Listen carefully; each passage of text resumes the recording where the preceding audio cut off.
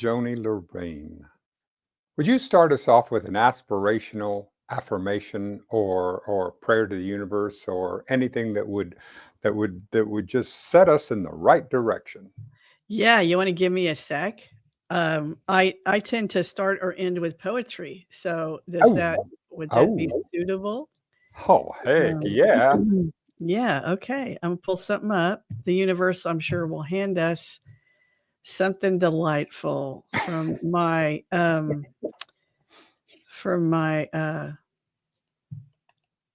poetry and reflection page. Let's see. Okay, let's see here.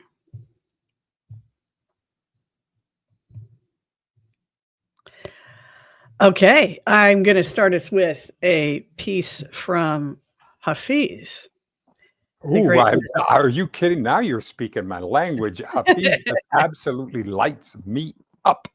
Ah, okay. Well, this one is called Tripping Over Joy, and, joy is extraordinary, for me in terms of it is, a way of being that I hope to, express and be for myself and others. So, tripping over joy. What is the difference between your experience of existence and that of a saint? The saint knows that the spiritual path is a sublime chess game with God, and that the beloved has just made such a fantastic move that the saint is now continually tripping over joy and bursting out in laughter and saying, I surrender. Whereas, my dear, I'm afraid you still think you have 1,000 serious moves. Oh, when I look at Iran and I sit there and I think of the wisdom of Persia and what we're losing when we have this, when we don't have peace on our planet, Joni Lorraine, it's just it's just there's so much more there that we were tending to hold on to. Yes. Thank you for joining me today. Uh, the first thing I want to talk about as we're making good trouble today is can you take me through the evolution of your concept with this word that we call God here in the West? What is your evolution from there to where you are today?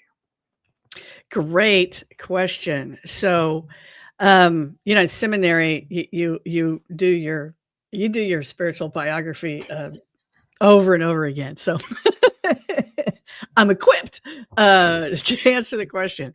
I was raised in a family that was my dad was raised Methodist, my mom was raised Episcopalian. So I was religious. My religious upbringing was I was christened Methodist and Yeah, confirmed Episcopalian, yeah. and we were essentially C&Es. That's for those of you who are not in the business. Those are those are Christmas and Easter folks. Um, and God was this external entity that was like Santa Claus, like so many of us think that God is. That Yeah. some entity to ask favors of, or who punishes you when you have done something wrong, and so that's the way I thought until um, I did long time ago. Some of us might recall, if we are of a certain age, the S training. Oh, yes, yes, yes. I remember seeing it. That was quite a thing Yeah, for a while. Yes. yeah, for some of us. So I did the S training when I was 19 years old, which was as soon as I Ooh, could get in without my parents having done the training as well. And my girlfriend at the time, her whole family had done the training, and uh, it it it transformed my idea of perception more than anything else. That long before the rest of us really understand that our perception is not necessarily reality, Werner Erhard was doing that for us. And yeah, these days the training takes, as I understand it, the training takes half the time because our consciousness has caught up, so that you don't have to spend 4 days getting people ready to understand. You can get right to it, right? So I did that, but one of the things that did not change for me is an addiction to alcohol.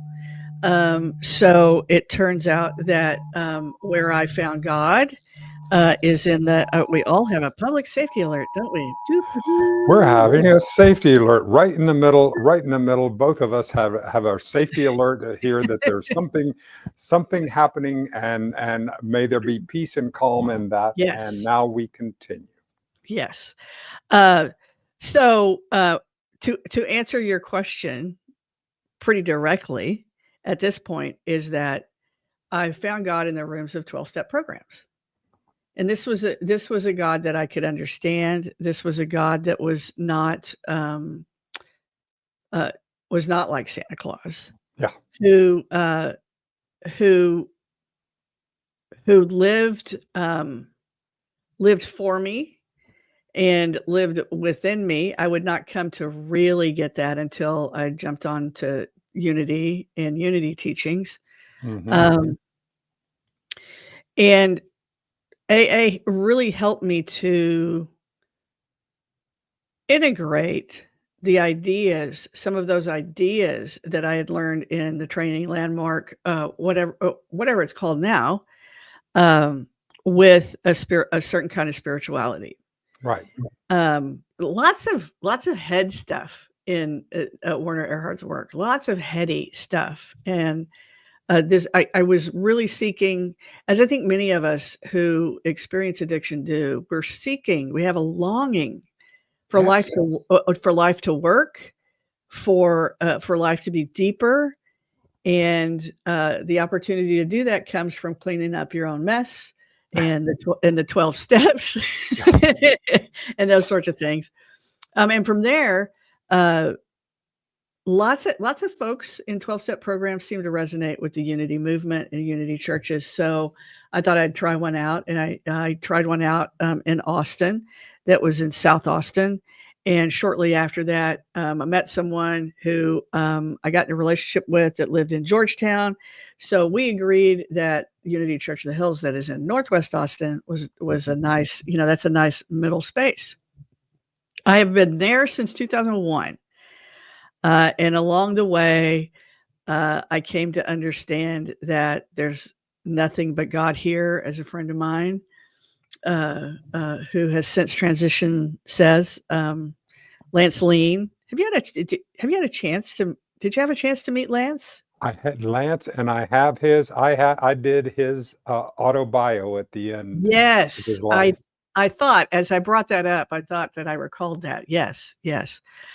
So in Lance's language, there's nothing but God here, which is the first principle in Unity teachings, and it continued to resonate for me, not fully in terms of the next iteration of my spiritual leadership.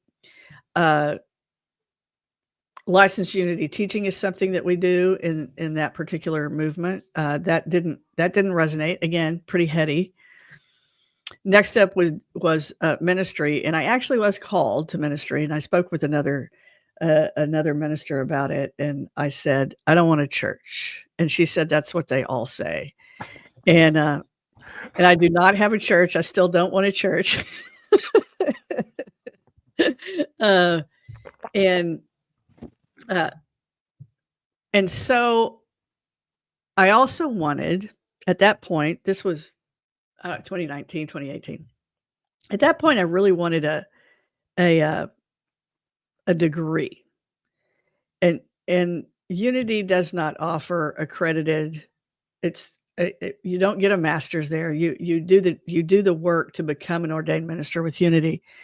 And that is not to say there's anything wrong at all with that. Lots of denominations do it that way. Mhm. But I really wanted to go back to school and get a degree.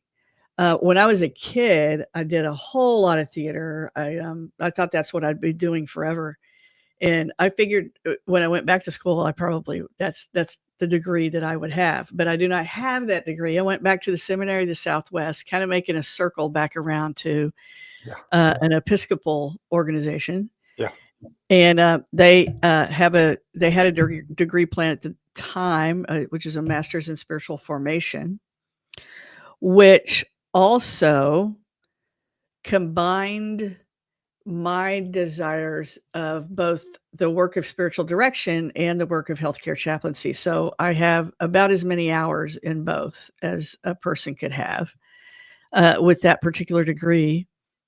And that's what I was really called to. That was the next iteration of my spiritual leadership. And there was nothing at the time that was available within Unity for me to do that, in addition to me wanting the degree. So I went to seminary right in the middle of seminary. The COVID tide as But look, at that time, and I'll probably get to this later.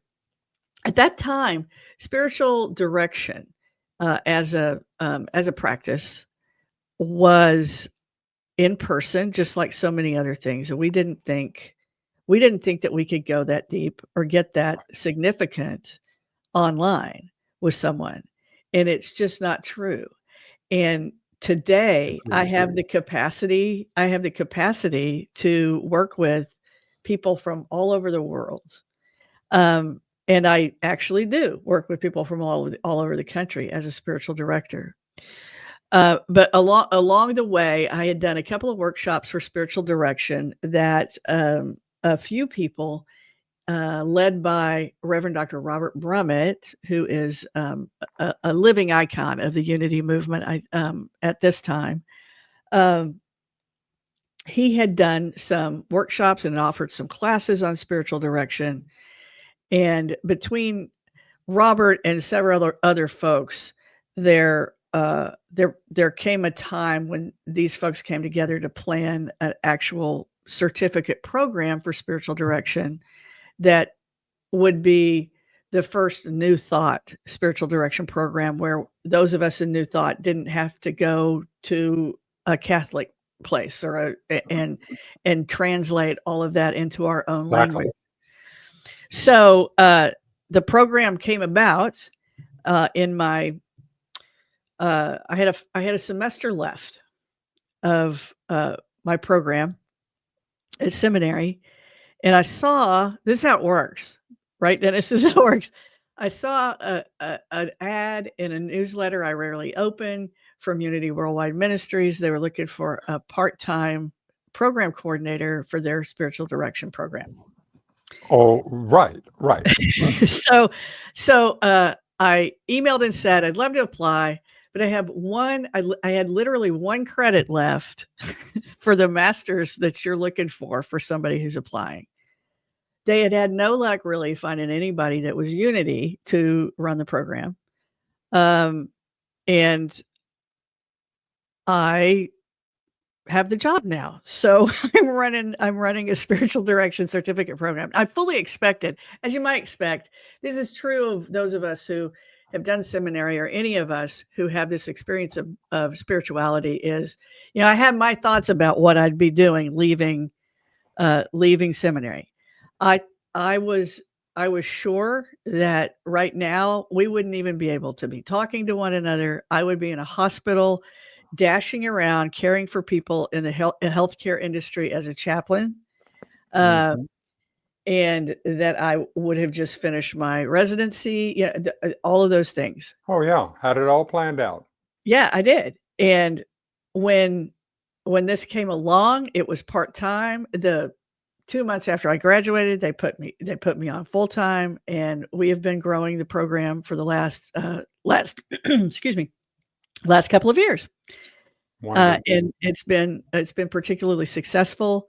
So all of this to say, how I define God is these days, in light of Unity, in light of being a spiritual director, in light of my journey, God is that which we define as holy and sacred in our lives.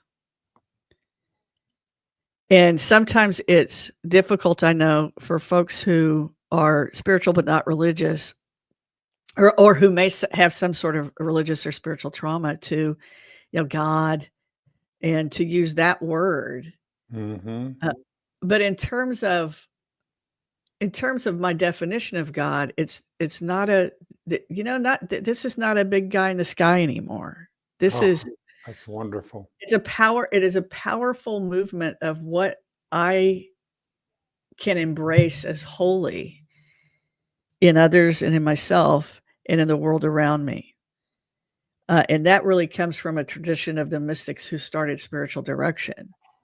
Um, Is there anything that Hafiz would have said that isn't holy? yeah. Except that our perception, as we Mhm. read him, as we go, because I think about that. I think about the sentence, the 3-word sentence, God is love.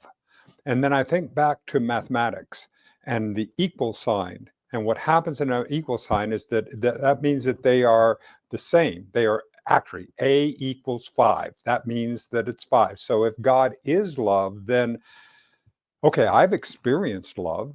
I know what love is. I've felt it. So I've actually had a firsthand experience with God. It isn't theoretical, doesn't have to be. I have experienced it. So Mhm. now, what is blocking the increase of that experience? Now, there is where I can work. I can work, all right, let me experience that feeling greater and I will come closer to that. I mean, when I read about Jesus or I read or what my interpretation of the Bible, or any of the spiritual literature is that he was a metaphysician and he was just a really cool experience, funny, extraordinary.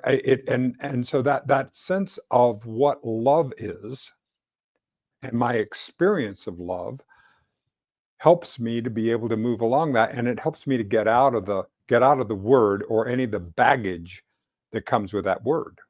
Right, right. What you have said reminds me of, uh I'm reluctant to call it a quote because I prefer to look upon it as a practice. But it is a quote that is an invitation to a practice, and I'm gonna bring up Rumi. So so All right, the um, Persians are in the house. yes, they are. And it is, "Your task is not to seek for love, but to dissolve all the barriers within you that you have against it." Now, I'm paraphrasing, but yeah, that's the practice. As you look out in the world today and all the tumult and opportunities and this, what are you taking a bite out of? What's your interest in? Where are you thinking that we as human, because it appears to me is that we are on the precipice of some really significant healing. We can't go on in the same way because we've taken this, that just like we understand in the 12-step program is that it is taking something outside to heal something that is inside, and that can't work. It's an inside out operation, not the other way around. So it seems like that there's just this entire culture that is crying out for healing and crying out, and really, so that gives us an opportunity. That gives me hope, even though I know it may be messy and it may be challenging, but that's what it feels like. So bite into that. That is so loaded. How much time do we have today? Um,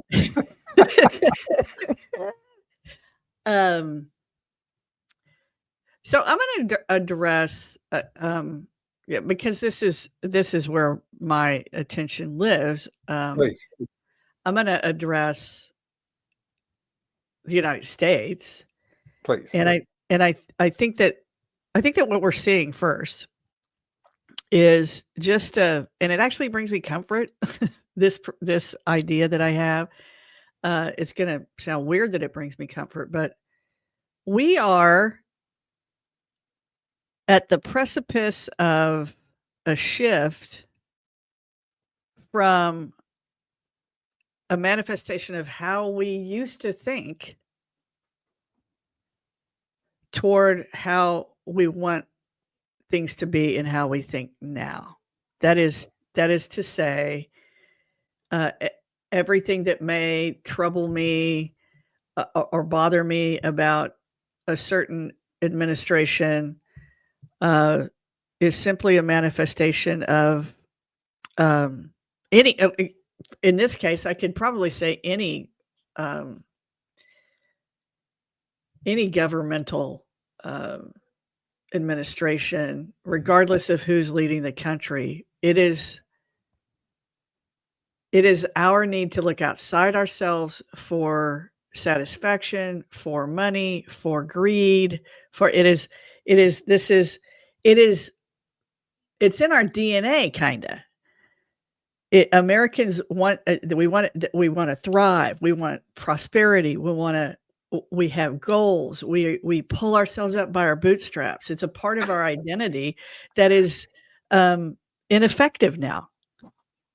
It's not gonna work anymore. The It's also world has gotten too complex, it's too Yeah. interconnected, it's too interrelated for a lone ranger, Mhm.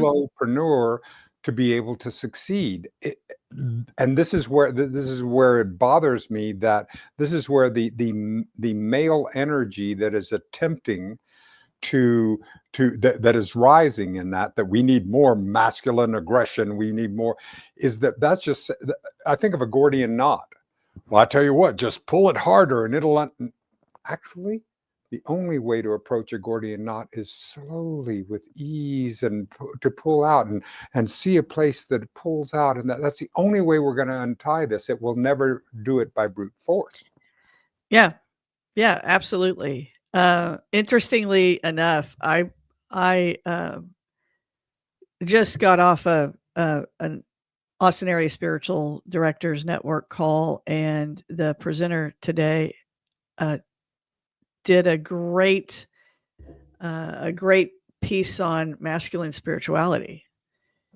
And the difficulty actually of masculine spirituality. Of course, I particularly here, I wanna make sure that everyone understands that masculine meaning the masculine, not men. Not exactly. That's a I yeah, let's, of course. Um, and it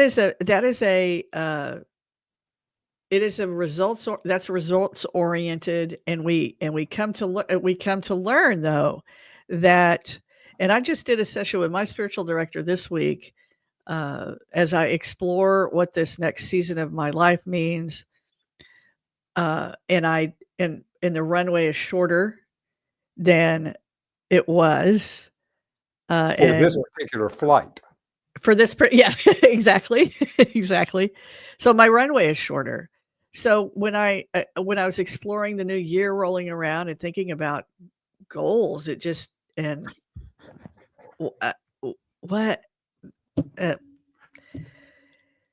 how what do you I have, I think I wanna, at one time, not very long ago, I wanted a bigger house, but what does that bring me?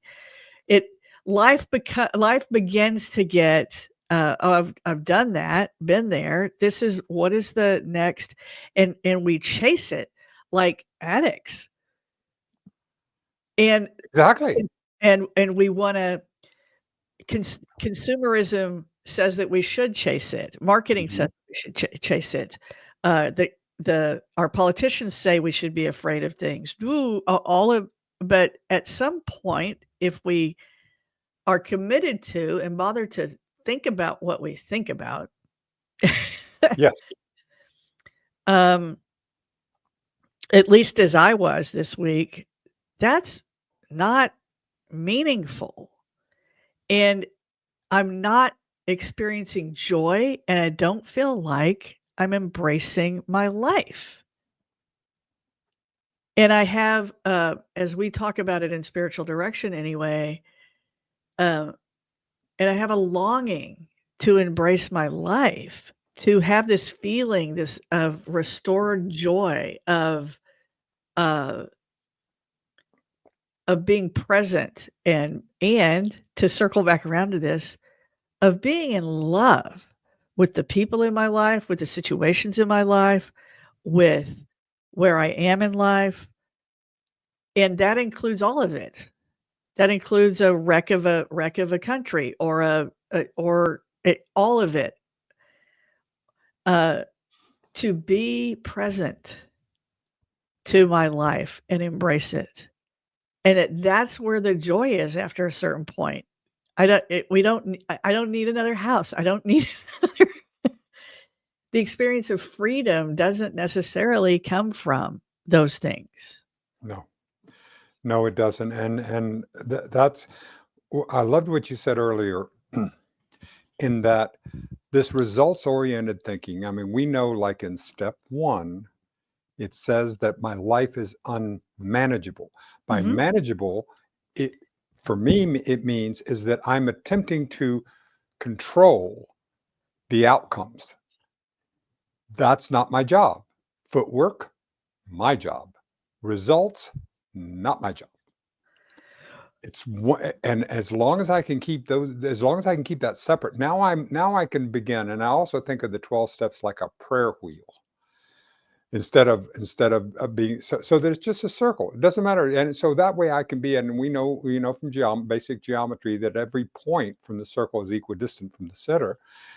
It doesn't matter what step I'm on. I'm just going to keep going around and keep going around and say, okay, well, here we go again. Some people call that peeling back the onion.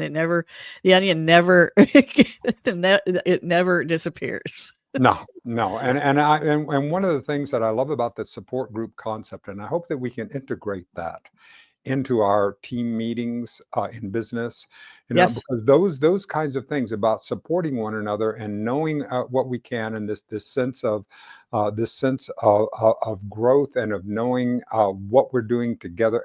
I think it all comes together. It's a beautiful space. Yes. The steps, they bring us.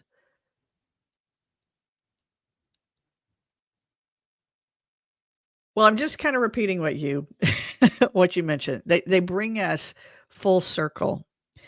And the what keeps kind of bubbling up in my thoughts is the unexamined life Yes, is I'll just, it's different from the examined life. completely. It's And if completely.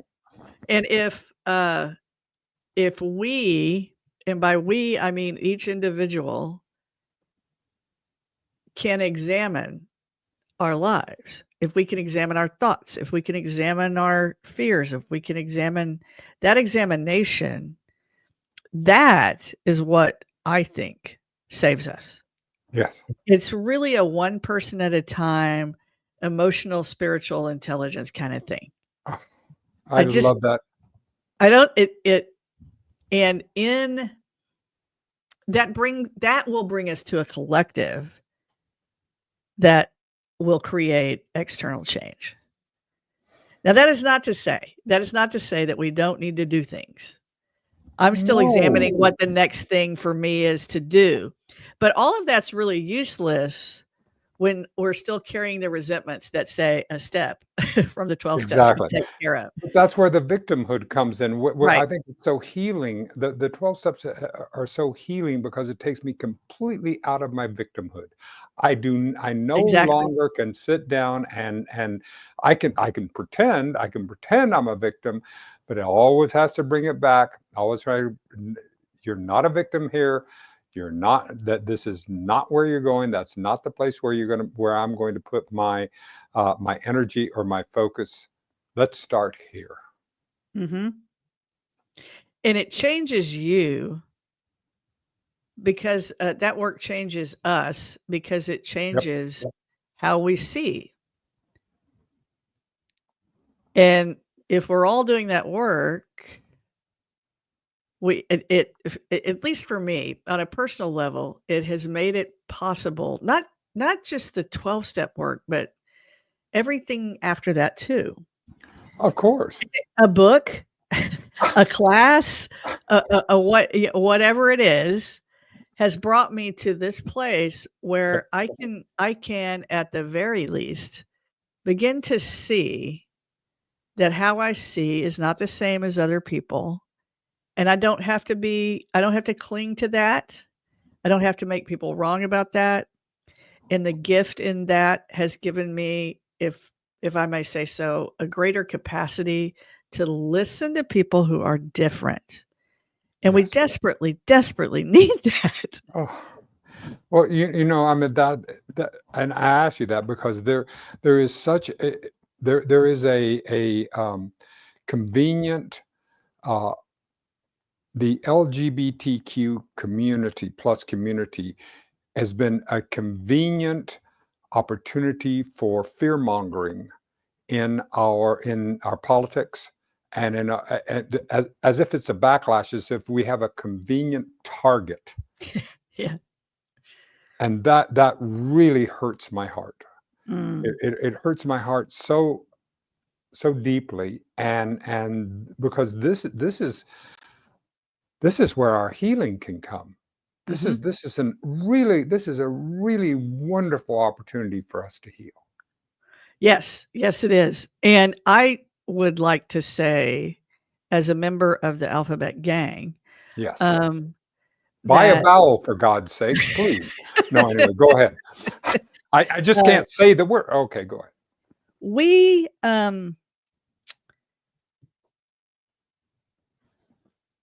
I'll start with this. I have a friend, who has since transitioned, and he and his wife still does the work. Um, in terms of men's and women's clubs, which supported people in relationship to understanding and listening to one another in a way. He was a guru of mine, just wonderful. In fact, he used to be a supervisor uh, for the trainings and worked directly with Werner Erhard and the S stuff. And he said, "I've had it up to here with purpose," and and he wanted to create something that had an enormous amount of heart. So he created these clubs. And one of the things about relationship that was that he and his wife offered was this: the first person upset gets the upset. So the tendency for us to want to argue with one another occurs when one person gets upset and the other person is not sane and jumps into the argument with them. So I have taken that over the course of decades, really, and applied it to being queer. And the first one to be upset gets the upset, which means that if I'm sane, it doesn't matter if I've been victimized. Notice I did not say I'm a victim. It's I can let go of my righteousness about being a victim because one or the other of us, those of us who are queer or those of us who are not, one of us has to wake up for anything to ever occur for us to be together. So if I'm the one that has the capacity to reach out, then I do the reaching. It's not a question of this has been terrible for me and I'm not going to talk to those people and aren't they horrible? That it's that I'm just I am just a reflection of their feelings of being incomplete.